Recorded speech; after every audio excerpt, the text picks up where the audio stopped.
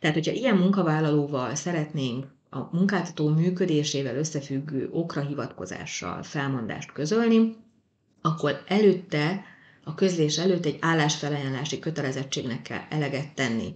Mit jelent ez? Meg kell vizsgálni, hogy a munkáltatónál a munkavégzés helyén van-e betöltetlen másik munkakör, ami a munkavállaló képességének, végzettségének, gyakorlatának megfelel, és hogyha nincs, akkor nem kell felajánlani másik munkakört, de hogyha van, akkor fel kell azt ajánlani, és ebben az esetben a munkavállaló döntését múlik, hogy abban a másik munkakörben folytatódik-e a munkaviszony, vagy sem. Értelemszerűen egy végelszámolás esetén, amikor éppen az a cél, hogy a munkáltatót jogutód nélkül megszüntessék, nem lesz ilyen betöltetlen másik munkakör.